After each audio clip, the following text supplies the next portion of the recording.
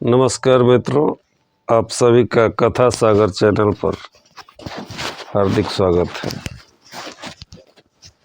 दोस्तों, आज हम आपके लिए लेकर आए हैं अलिफ लैला की प्रसिद्ध कहानी सिंदबाद जहाजी की चौथी यात्रा। तो आइए देखते हैं इस कहानी में है क्या। यह कहानी है साहस, धैर्य और बुद्धिमानी और ईश्वर पर अटूट विश्वास की कहानी।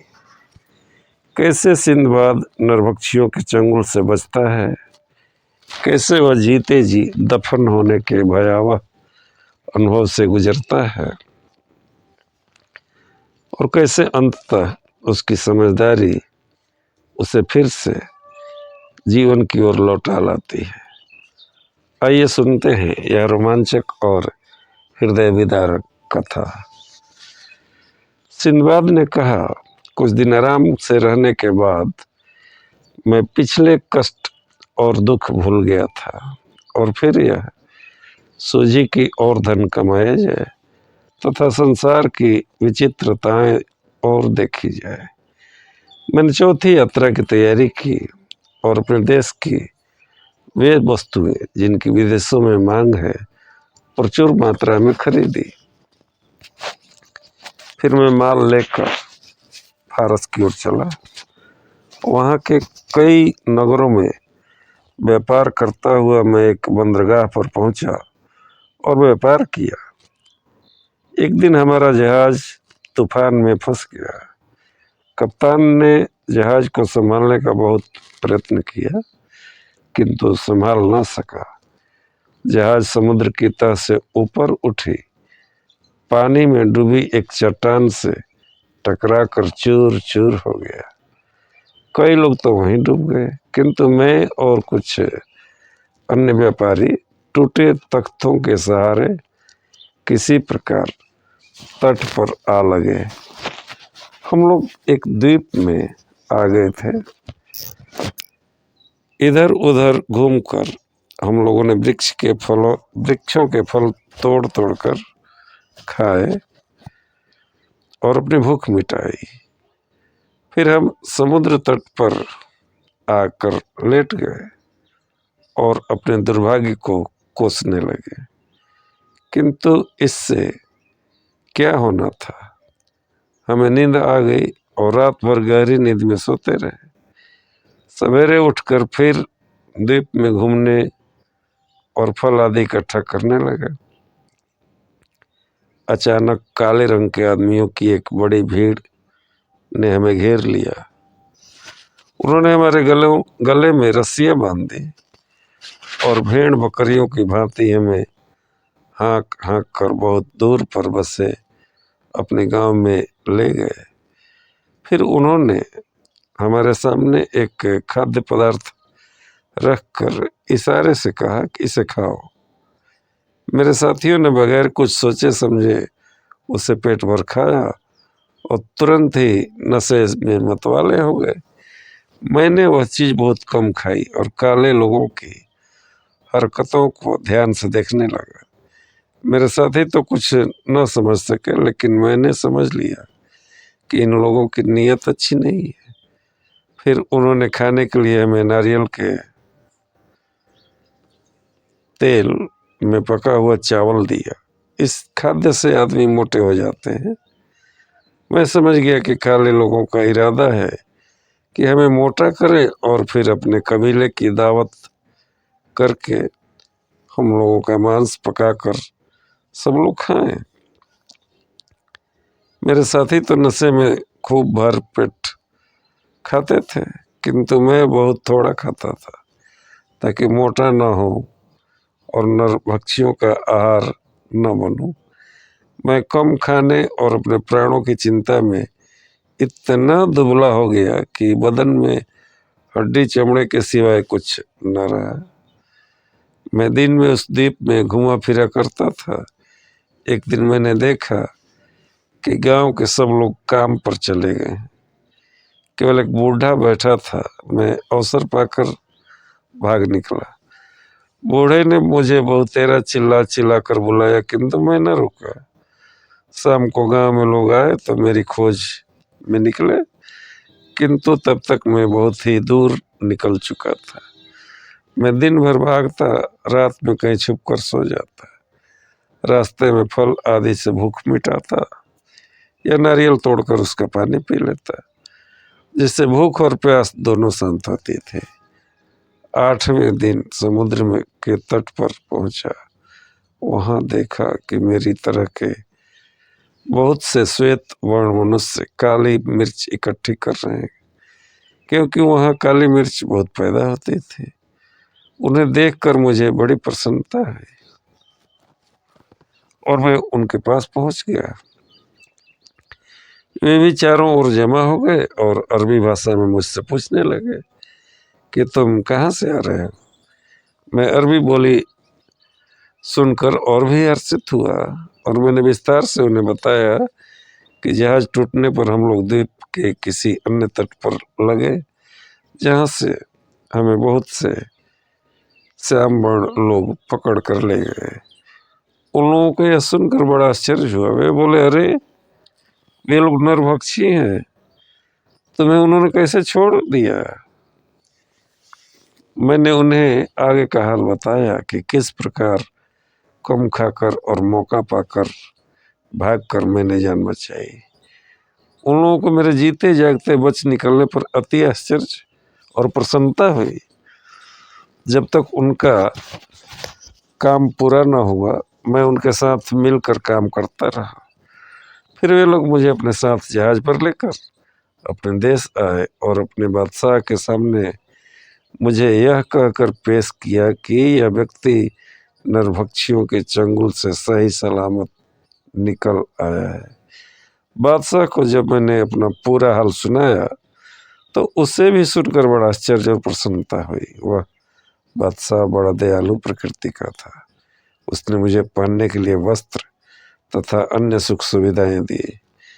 बादशाह के कब्जे में जो द्वीप था वो बहुत बड़ा और धन धान्य से पूर्ण था। वहाँ के व्यापारी अन्य देशों में अपने यहाँ की चीजें ले जाते थे और बाहर के कई व्यापारी भी आते थे। मुझे आशा होने लगी कि किसी दिन मैं अपने देश पहुंच जाऊंगा। बादशाह मुझ पर बड़ा कृपालु था। उसने मुझे अपना दरबारी बना लिया। लोग मुझे देखकर ऐसा बर्ताव करने लगे जैसे मैं उनके देश का निवासी हूँ। मुझे यह देखकर आश्चर्य हुआ कि वहाँ लोग बगैर जीन लगाम की घोड़ों पर सवार होते थे। यहाँ तक कि बादशाह भी घोड़े की नंगी पीठ पर सवारी करता था। मैंने एक दिन बादशाह से पूछा कि आप लोग जीन लगाम लगाकर घोड़े पर क्यों नहीं चढ़ते। उसने कहा, जीन लगाम क्या होती है। उसने यह भी कहा कि मैं उसके लिए ये चीजें बना दूं। मैंने एक नमूना बनाकर लकड़ी के कारीगर को दे दिया। उसने मेरे नमूने के अनुसार जीन बना दी। मैंने उसे चमड़े से मढ़वाया और उस पर अतलस और कमर ख्वाब का आवरण चढ़ाया। एक लोहार से रकाबे बनाने को कहा और लगाम का सामान भी बनवाया। जब सारा सामान तैयार हो गया तो मैं उसे घोड़े पर सजाकर घोड़ा बादशाह के सामने ले गया। वह उस पर सवार हुआ तो उसे बहुत प्रसन्नता और संतोष हुआ। उसने मुझे बहुत इनाम इकराम दिया और पहले से भी अधिक मुझे मानने लगा। फिर मैंने बहुत से जीने और लगामें बनवाकर राज्य परिवार के सदस्यों, मंत्रियों आदि को दी। उन्होंने उनके बदले हजारों रुपए तथा अन्य बहुमूल्य वस्तुएं मुझे प्रदान की। राज दरबार में मेरा मान बढ़ा तो नगरवासी भी मेरा बहुत सम्मान करने लगे। एक दिन बादशाह ने मेरे साथ एकांत में बातचीत की। वो बोला, मैं तुमसे बहुत प्रसन्न हूँ और तुम पर अधिकाधिक कृपा करना चाहता हूँ। मेरे दरबार के लोग और साधारण प्रजाजन भी तुम्हारी बुद्धिमत्ता के कारण तुम्हें बहुत मानते हैं। मैं चाहता हूँ कि तुम एक काम करो और मुझे पूर्ण विश्वास है कि जो मैं कहूँगा तुम उससे इनकार नहीं कर सकते। मैंने कहा, आप जो भी आज्ञा करेंगे वो मेरे हित में होगी, क्योंकि आपकी मुझ पर कृपा रहती है। मैं क्यों आपकी आज्ञा का उल्लंघन करूँगा। उसने कहा, मैं चाहता हूँ कि तुम अस्थायी रूप से यहाँ बस जाओ और अपने देश जाने का विचार छोड़ दो।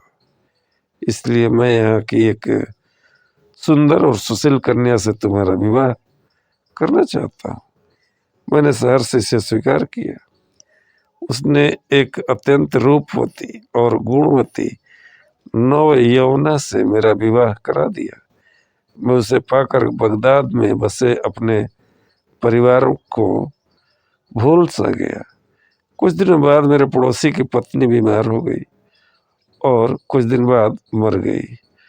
पड़ोसी से मेरी अच्छी दोस्ती थी, इसलिए मातमपुरसी को उसके घर गया।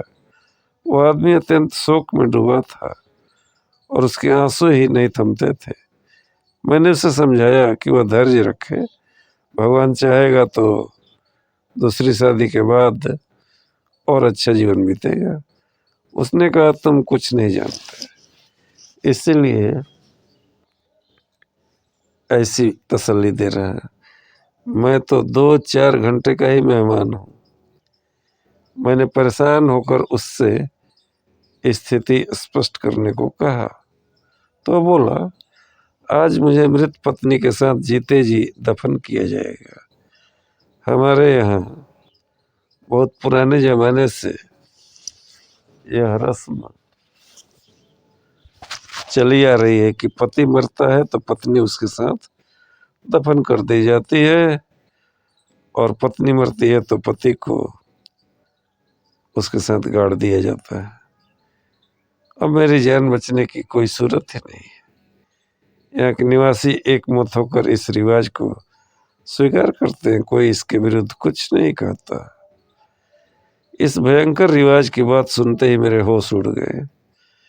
मैं उसी समय से अपने बारे में चिंता करने लगा, क्योंकि मेरा भी विवाह हो चुका था। थोड़ी देर में उसके सगे संबंधी एकत्र हो गए। उन्होंने कफन आदि का प्रबंध किया। उन्होंने औरत की लाश को नहला धुला कर बहुमूल्य वस्त्र पहनाए और एक खुली अर्थी पर रख कर ले चले। उसका पति भी शोक सूचक वस्त्र पहने रोता पीटता उसके पीछे चला। सब लोग एक बड़े पहाड़ पर पहुंचे। वहां पर उन्होंने एक बड़ी चट्टान हटाई तो उसके नीचे बड़ा गहरा और अंधेरा गड्ढा दिखाई दिया। सब लोगों ने रस्सी के द्वारा अर्थी को गड्ढे की तह पर उतार दिया। उसके बाद मृत स्त्री के पति को भी गड्ढे में उतार दिया। उन्होंने उसके साथ 7 रोटियां और जल से भरा पात्र भी रख दिया और उसे उतारने के बाद गड्ढे का मुंह चट्टान से बंद कर दिया। वह पहाड़ बहुत लंबा चौड़ा था। उसके दूसरी ओर समुद्र था और उस ओर का क्षेत्र दुर्गम और निर्जन था। चट्टान को यथावत रखकर और पति पत्नी के लिए शोक करके सब लोग वापस हुए। मैं बहुत ही डर गया था और सोचता था कि ऐसी अमानुषिक रीति जो दुनिया के किसी देश में नहीं है, यहाँ क्यों मानी जाती है। किंतु जिससे भी बात करता वह इस रिवाज का समर्थन करता और मेरी बात को गलत कहता। यहाँ तक कि जब मैंने बादशाह से बात की तो उसने कहा, सिंदबाद, यह हमारे बुजुर्गों की बहुत पुरानी चलाई गई रस्म है। मैं अगर चाहूँ भी तो इसे रोक नहीं सकता। यह रस्म मुझ पर भी लागू होती है।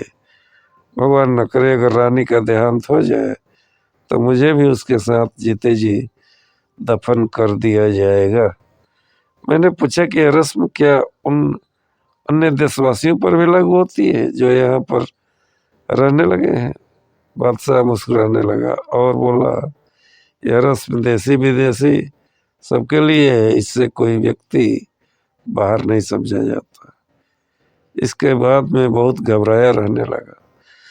मैं बराबर सोचता था कि कहीं मेरी पत्नी मर गई तो मुझे भी ऐसी भयानक मौत मरना पड़ेगा। मैं इसीलिए अपनी पत्नी के स्वास्थ्य की बहुत देखभाल करने लगा, किंतु ईश्वर की इच्छा कौन टाल सकता है। कुछ समय के बाद मेरी पत्नी सख्त बीमार हुई और कुछ दिनों में काल कवलित हो गई। मुझ पर दुख का पहाड़ टूट पड़ा। मैं सर पीटता था और कहता था कि मैं बेकार ही उस द्वीप से भागा। इस प्रकार जीते जी गाड़े जाने से कहीं अच्छा था कि नरभक्षी मुझे मारकर खा जाते।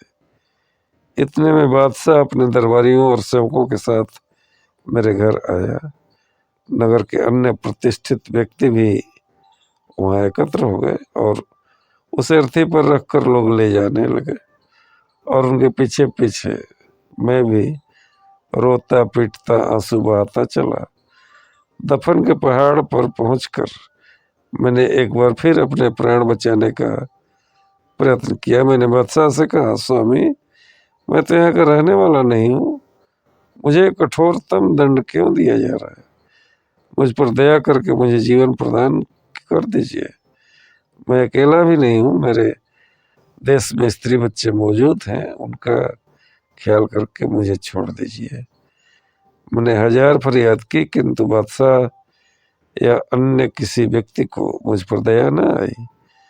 पहले मेरी पत्नी की अर्थी को गड्ढे में उतारा गया, फिर मुझे एक दूसरी अर्थी पर बिठाकर मेरे साथ रोटियां और पानी का घड़ा रखकर उतार दिया गया और गड्ढे पर चट्टान को वापस रख दिया गया। वह कंदरा लगभग 50 हाथ गहरी थी।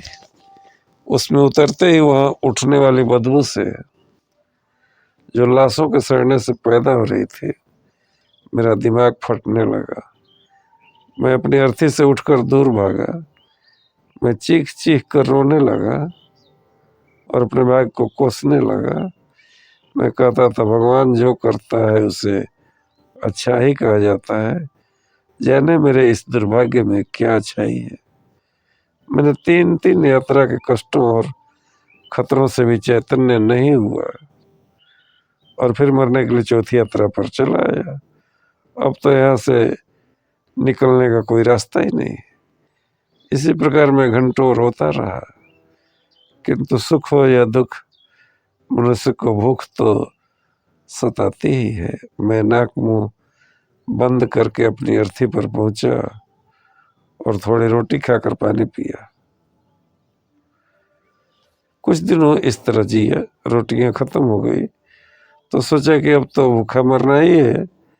इतने में ऊपर उजाला हुआ। ऊपर की चट्टान खोलकर लोगों ने एक मृत पुरुष और उसके साथ उसकी विधवा को गड्ढे में उतार दिया। जब लोग चट्टान बंद कर चुके तो मैंने एक मुर्दे की पांव की हड्डी उठाई और चुपचाप पीछे से आकर स्त्री के सिर पर उसे इतनी जोर से मारा कि वह गस खाकर गिर पड़ी। मैंने लगातार चोटें करके उसे मार डाला और साथ रखी हुई रोटियां और पानी लेकर अपने कोने में चला गया। 2-4 दिन बाद एक आदमी को उसकी मृत पत्नी के साथ उतारा गया। मैंने पहले की तरह आदमी को खत्म करके उसकी रोटियां और पानी ले लिया। मेरे भाग्य से नगर में महामारी पड़ी और रोज 2-1 लाशें और उसके साथ जीवित व्यक्ति आने लगे, जिन्हें मारकर मैं उनकी रोटियां खा लेता। एक दिन मैंने वहां ऐसी आवाज सुनी जैसे कोई सांस ले रहा हो।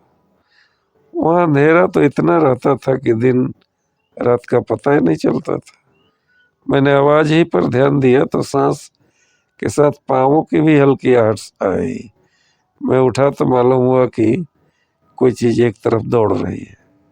मैं भी उसके पीछे दौड़ा। कुछ देर इसी प्रकार दौड़ने के बाद मुझे दूर एक तारे जैसी चमक दिखाई दी जो झिलमिला सी रही थी। मैंने उस तरफ दौड़ना आरंभ किया तो देखा कि एक इतना बड़ा छेद है जिसमें से मैं बाहर जा सकता हूँ। वास्तव में मैं पहाड़ के दूसरी ओर के ढाल पर निकल आया था। पहाड़ इतना ऊंचा था कि नगर निवासी जानते ही नहीं थे कि उधर क्या है।